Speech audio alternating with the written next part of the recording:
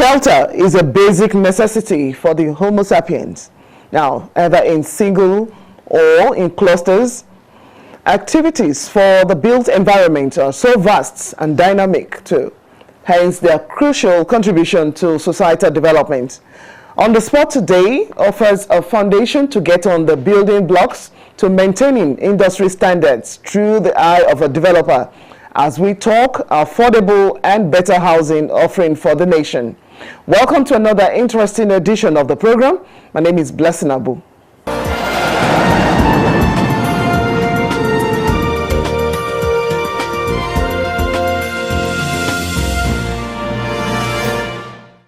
My guest is a graduate of the prestigious University of Lagos. He also holds a higher national diploma in accounting and cooperative studies from the Sokoto State Polytechnic. He is a fellow of the Chartered Institute of Administration and also a senior fellow of the Society of Project Management and Development Professionals International, a member, Nigerian Institute of Builders. He has a vast experience in corporate restructuring and repositioning. As an industrialist, he's also specialized in real estate construction development and consultancy management for over 15 years. My guest is the Chairman, Chief Executive Officer of Jedo Investments Company Limited, and he's also served as the Deputy President, Real Estate Development Association of Nigeria for 5 years, before he ascended his current position in February 2020. On the Spot today, I'd like to welcome the President of the Real Estate Development Association of Nigeria, Aliyu Wamakko. Welcome to the program. Thank you so much for having me. Yes, like they will say with the mariners, water everywhere, but not a single drop to drink. Should we say the same thing? Land everywhere, the buildings are up, but not many are occupying, and even not many are opportune to occupy such buildings. The sector is a huge one, very vast, like I said, dynamic, and it keeps bringing up different things. The housing deficit is not a joke, and I'm sure you are as concerned as we are, the rest of us.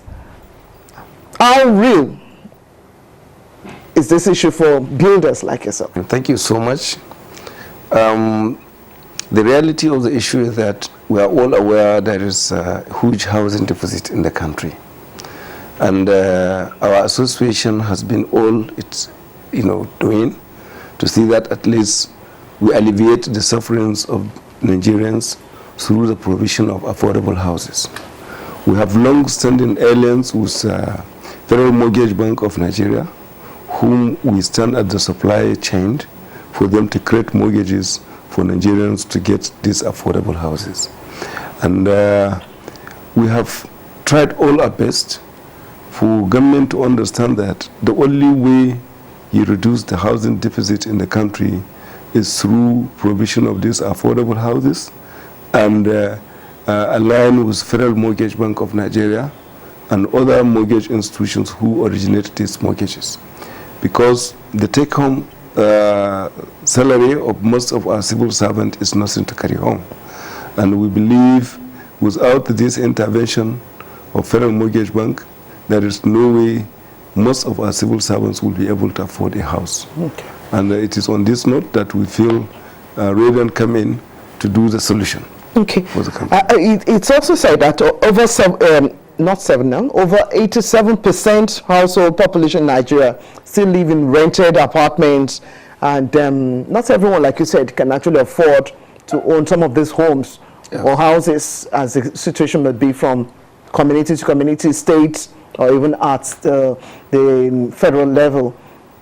How is Radiant stepping into this, especially for someone who have served in the different capacity? You were vice for 5 years, and now I'm sure some of those problems or challenges you appreciate from the different zones where your people are and also the local chapters.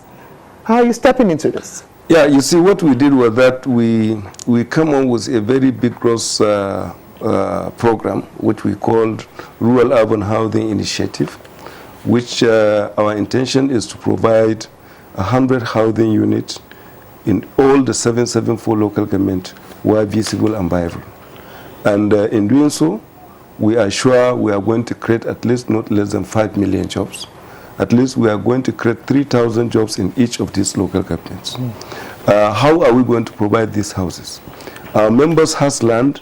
We have vast land. We have a data bank for land in our database at Redan, and we liaise with all our state chapters who equally have lands for the provision of these affordable houses. The biggest problem is funds, and we approach Family Homes Funds, which is an intervention limited liability company set up by Federal Ministry of Finance and Sovereign Wealth Funds as shareholders, as intervention to build at least 500,000 housing units before the year 2023 ends. We approach them for finance at a single-digit interest. There is no way we can produce a house from a commercial bank lending. Commercial bank is about 28%, and single-digit interest means from 5 to 9, 10%. That is what we call single digit. And this is a window for us with the Family Homes Funds who are willing, and we now signed an MOU with them that they are willing to provide this finance for the provision of these houses. This housing. And there are conditions attached to that. Then we felt that all these conditions attached, we have to get off-takers. We don't want to repeat the era of Shagari time, where the houses were built in all the local governments, and unfortunately, they are not occupied. Isn't that what we still have today all over the city? We have some very big housing project estates. People can actually not afford them. Many are left unoccupied. Well, perhaps basically, we know there are some people among our members who are into luxury houses. But in most cases, our own is affordable houses targeting low and medium income earners. So what has been the response so far? So the response is fine, and that's what I was trying to explain to you. We are in synergy with all the paramilitary organizations who has keyed into this program. We have also a synergy with Nigerian Union of Local Government Employees and Nigerian Union of Teachers. All of them has keyed into this program. They are going to be off-takers to the houses to be built in all the local government capital. So you see this addressing part of that 22% deficit? 22,000 housing deficit. Definitely, even if it has not addressed it all, it will go in a long way in alleviating the problem of housing. Okay. Now, the reality for this sector is in getting the right operations, in the right mix, as people will say, have this mixed here, and also the consistency to having these projects from what you've started at the rural initiative. Also, you've looked out for intervention funds to look into this. Now, beyond some of these areas is the issue of what is on the mind of the developer too, to actually get the right people, and also to be in consonance with what the major body is talking about. You see, as an umbrella body of the real estate sector, we were able to approach all the stakeholders in the built industry, so that to be able to provide these houses at the required time, at the standard time, and in such, that is why I've told you, the first port of call is we now shift from build to sell to build. So we must make sure we have the required off-takers on the ground before we will be able to place a house on the ground. And that is why we approach all these paramilitary agencies and other people contributing to the National Housing Fund, which are all queuing into this program. Now, the regulation is another issue in the sector. And this is another worry for the executives of the association. Lack of regulation, especially on pricing or even other materials that's the built environment. You see, the pricing, if it is from the side of developers like us, normally the price is being reached between the Federal Mortgage Bank and the developers. So Federal Mortgage Bank is there to serve the contributors of the National Housing Fund. And I believe they are doing justice to them by giving them the price they believe they can afford. We Ours is just to be given the facility that at a single-digit interest, we build these houses and we give it as a supply chain to Federal Mortgage Bank to go on and create these mortgages. Okay. Let's take on another area of concern, which is the due diligence as well on the nature of builders or the developers. And I know just recently, because of the week, you had a program where you had to talk about accountability. And good enough, you're an accountant too, or you have a background with accounting, quackery, and also knowing who the actual developer is and bringing them to accountability. Tell us about that. Definitely, it is something that bothers our mind, and we felt is a stain on our integrity. We have been doing our best to make sure that, you see, you cannot make business if there is no trust. And some of the people who are quacks in this industry are busy trying to eradicate or to, struggle this integrity of ours. So that is why we come on we synergize with SCUMO, which is an arm of EFCC, which all our members report, and you must have a certificate of SCUMO. We also synergize with the DSS so that to be able to make sure that, yes, we know the people, KYC, we know the people we are dealing, who are our members. And in effort to synergize and regularize the industry, we also presented a bill which has passed the first reading in the 9th What is the National bill Assembly. seeking? The bill is seeking for a real estate regulatory bill 2020. That is the bill for. Okay. We want the whole real estate sector to be regulated, so that at least people will get value for their money. And that is why we approached the National Assembly. Recently, in the next few days also, I will have a meeting with NFIU, National Intelligence Financial Intelligence Unit. So we are going to have a meeting to have our synergy being confirmed, so that at least we produce a seal now to be able to identify who are the real developers. If you go to any of Raiden members, you will meet a Raiden membership log that is being kept in his office. Also, in all the documents he is going to deal with, there will be a seal to indicate he's a Raiden member. See that seal, once you see the seal, he is genuine, you can deal with him. And the Raiden has assured you, if you have anything with that man and with that lady, and you are looking for your money, you can come to Raiden. Okay. You will definitely get value for your money. Okay. That is no doubt about it. Okay. President Wamakko, we're going on a break now. So we're back from the break. We'll take a look at some other issues as it concerns the association and where your concerns are for the built environment. Yes, we're watching On the Spot, and I'm still with the president of Raiden, that's Real Estate Developers Association of Nigeria. We'll be right back after this break.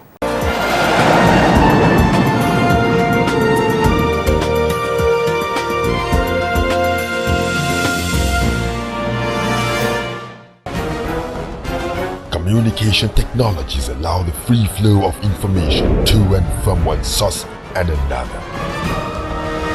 Are these sources authentic?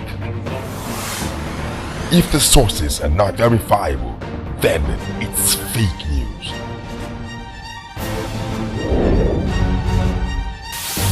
Don't share, don't kill. Fake news kills. This message is brought to you by NTA News 24.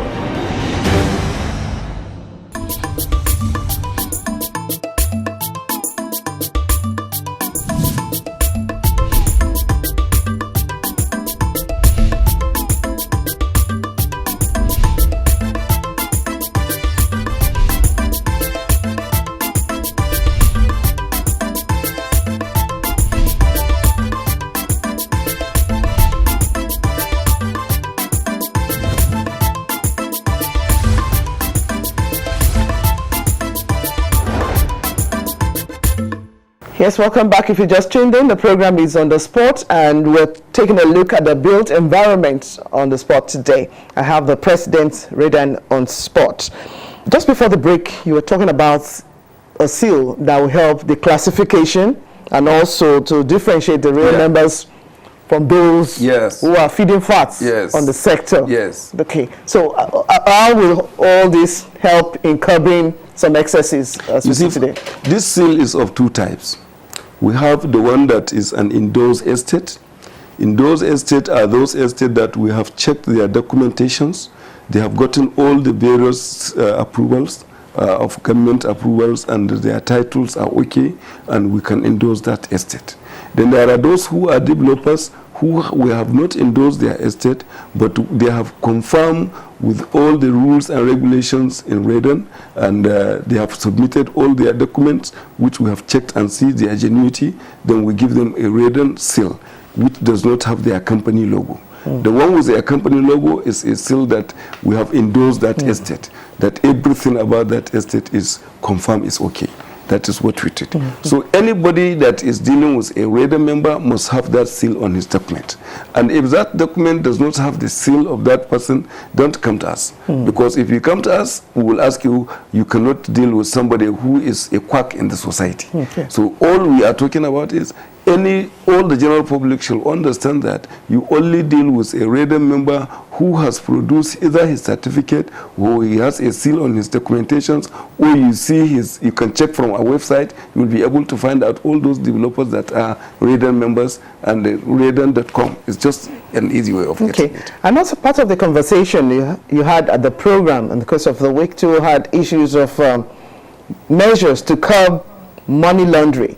Some people just have these huge amounts somewhere and they're looking for a way to just invest, in quotes, or just use members, some of your developers, or, well, I don't know any particular one anyway, but just saying people just find means to say, okay, I'm going to be building estates without them having any recourse to actually servicing this sector.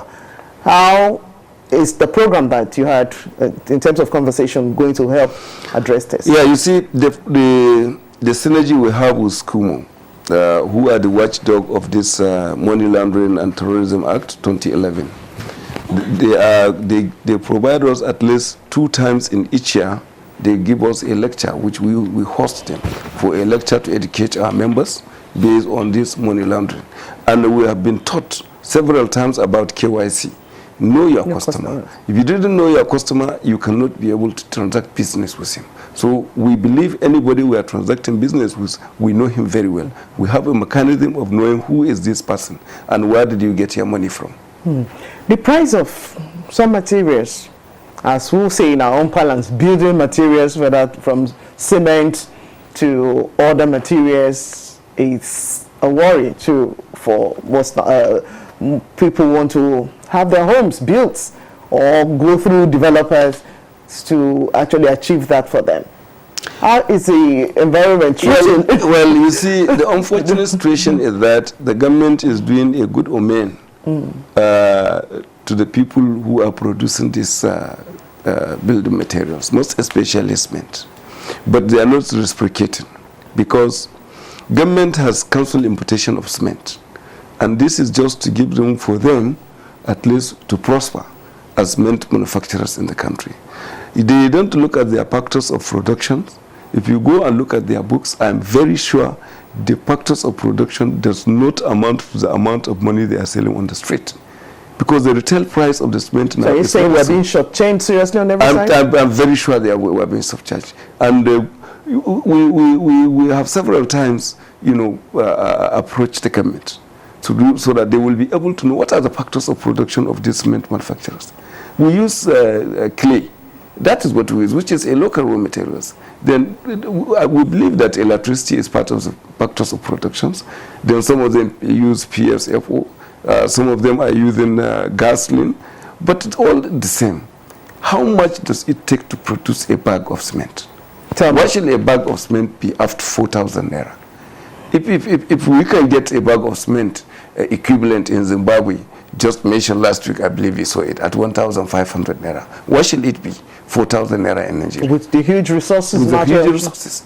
The only we want is, the government has stopped importation. If they now say they have given a free for all to import cement, cement will come back to 1,000 naira, I assure you. Because the issue is that there is no reason why we should buy cement at the cost of 4,000 naira.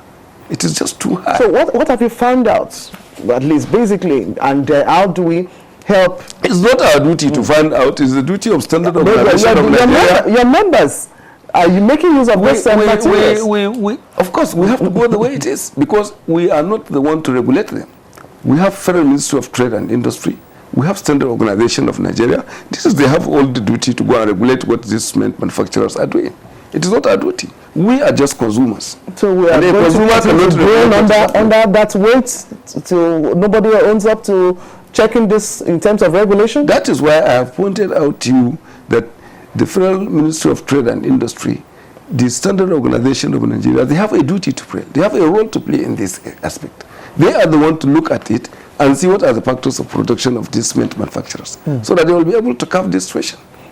So what are your other worries as it regards developers and also the built environment generally? There is an obsolete law on land acquisition, which was done since 1956 or so, and it needs to be refilled. So the state governors have to come up with a mechanism, just like what happens in Kaduna, in Yobe, in Nasarawa State, in Lagos State. These governors, we held them very well because they were able to make it very easy for you to transact business as far as land is concerned. They made the acquisition of land very easy. To get a certificate of occupancy will not pass more than 2 to 3 weeks' time. You will be able to get a certificate. But for you now to go to some other state, it takes you years before your certificate of occupancy is being signed. And once you don't have a bankable document, you cannot transact business with any financial institutions. You are the fourth president from this inception of this association. Yeah. And this is your first year as president now. Yeah. That is a year and 2 months, I guess. What would you like to see and address as matter of urgency? Since you've been saying, okay, if I have the opportunity to become the president, this is it. Now you are. What I want to achieve is I want to achieve the confidence of the general public. That when you are transacting business with a REDA member, you are doing it genuine, you are sure of the value of your money will be okay. And also, I want to see that at least we are able to reduce the housing deficit in the country by way of providing these houses. We are also willing to play a very important role to increase and add to the GDP of the present economy of the government. Aliyu Wamakko, President Raden, thank you very much for coming on the spot. Thank you so much for having me. I appreciate your insights. I appreciate and also the different outlook to what Raden is doing as an association, Thank you and so also much. what the built environment is having for every one of us. Thank you so much. And that's it on the spot for this week. We appreciate your time too. Join us next time as we bring to you another interesting guest on the program. Please stay safe. My name is Blessing Abu. Goodbye.